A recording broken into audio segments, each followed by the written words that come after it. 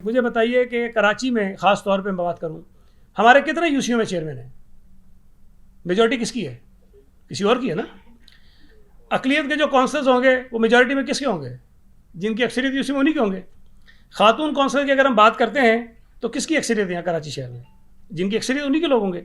अब अगर कहीं पर हमारी अक्सरियत है तो अब इस बुनियाद पर तो हम उनको नहीं निकाल सकते कि जी आप चूँकि पीपल्स पार्टी से, हमने एक स्टैंडर्ड बना दी कमेटी कि जी ये लोग इस कमेटी के अंदर होंगे, तो अब उसके अंदर जो भी क्वालिफाई करता है, कहीं हमारे लोग आ जाएंगे, कहीं किसी और के आ जाएंगे। लेकिन इस पर हमने तमाम डिप्टी कमिश्नर्स को ये भी कहा कि जितने इलेक्टेड रिप्रेजेंटेटिव्स हैं उस डिस्ट्रिक्ट के, MPAs हैं, MNAs हैं, उनको आप कॉन्फिडेंस में लें और उनको बताएं कि ये मैकेनिज्म है, इस तरह से हम कर रहे हैं, और अगर मुतासरीन के नाम वो कहीं से आपको देते हैं तो उसको भी अकोमोडेट कर लें। मैं नहीं समझता कि उनकी किसी अहम लीडर ने ये बात की हो, क्योंकि हमारी सबसे बात हुई है। हमने उसमें गवर्नर साहब से बात हुई है, जो PTI के सदर हैं अलीम आदिल शेख साहब, उनसे बात हुई है, MQM के आमिर खान साहब से बात हुई है, कंवर नवीद साहब से बात हुई है, सब्जवारी साहब से बात हुई है, GDA के नंद कुमार साहब से बात हुई है, इस तरह और जमायत इस्लामी वालों से बात हुई है, TLP के जो हैं हमारे मौलवी साहब, मुफ्ती साहब, उनसे बात हुई है। सबको ऑन बोर्ड रखा है हमने, क्योंकि इसमें हमें किसी से वो नहीं है कि ये जी पीपल्स पार्टी के जाएगा, सब हमारे लिए एक जैसे हैं। सैयद नासिर हुसैन शाह ने प्रेस कॉन्फ्रेंस से खिताब करते हुए कहा कि स्पेशल सर्विस और ट्रांसपोर्ट को रोक नहीं सकते। लॉकडाउन तो बरकरार है, बल्कि जैसे 14 अप्रैल तक कहा गया है उस पर अमल किया जा रहा है, और मैं उनका भी शुक्रिया अदा करूँगा कि एक बहुत बड़ी तादाद फेडरल गवर्नमेंट या प्रोविंशियल गवर्नमेंट की इस हेल्थ एडवाइजरी पर अमल कर रहे हैं।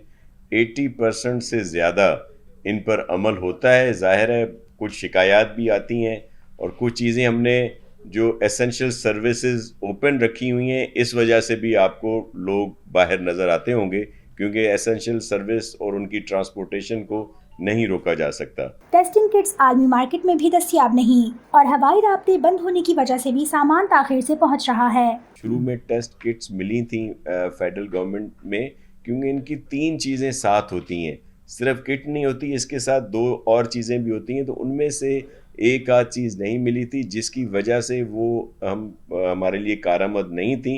लेकिन अब वो भी उन्होंने भेज दिया है उसमें से कुछ, तो वो टेस्ट किट्स भी जो हैं वो काम कर रही हैं, और हम पूरी कोशिश कर रहे हैं कि CM साहब ने शुरू में ही, आपने देखा कि सबसे पहले हमने इंपोर्ट की, ये इसकी अहमियत को समझते हुए हमने अपनी सियासत को क्वारंटाइन में रखा है। उन्होंने कहा कि गंदम बहरान का जिम्मेदार अगर सिंध है तो क्या पंजाब KP में हरिराम ने जाकर बहरान पैदा किया? हमने तो अपनी पॉलिटिक्स या जो सिलसिला है वो सारा क्वारंटीन में डाला हुआ है कि जब तक ये वायरस से नहीं निकलते। हालांकि बहुत सारी बातें हैं, बहुत सारे शिकवे शिकायत हमें हैं फेडरल गवर्नमेंट से भी, दीगर गवर्नमेंट से भी, तो ये उनकी इल्ज़ाम तराशी की आदत है। मुझे ये बताया जाए कि अगर सिंध जिम्मेदार है आटा बहरान का, तो पंजाब में क्या हरीराम ने जाके बहरान पैदा किया, या KP में उसकी वजह से बहरान आया?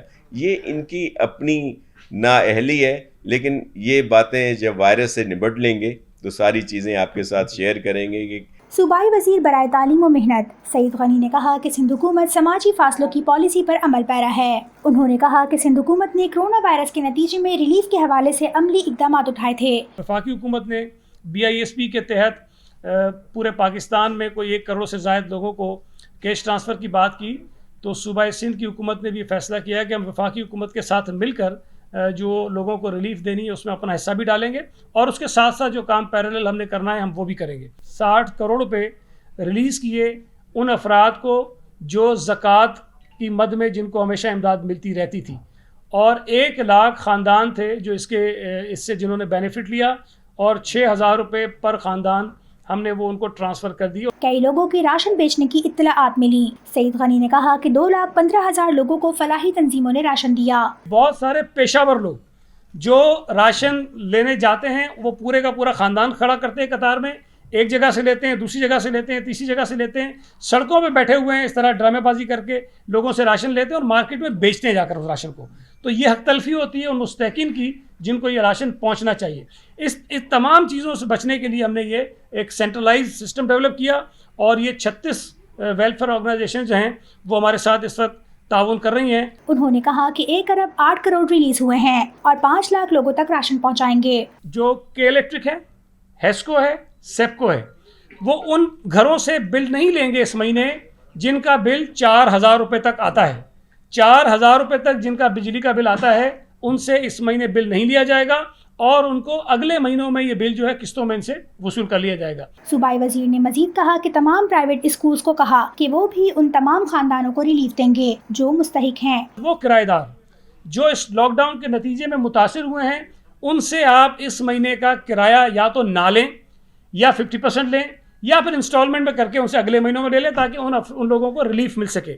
और इससे हमारा अंदाज़ा ये है कि हर ख़ानदान को 8 से 11-12 हज़ार रुपये तक की हर महीने की रिलीफ, इस महीने की जो है रिलीफ मिल जाएगी ताकि वो खर्चा उनके ऊपर एडिशनल वो ना आए। सईद गनी ने कहा कि कई फलाही इदारे राशन बांट रहे थे, वहाँ रश लगता था, इसलिए उस पर पाबंदी लगाई। कई फलाही इदारे मुख्तलिफ मकामात पर राशन तकसीम करते हैं जहाँ हज़ारों का मजमा लग जाता है।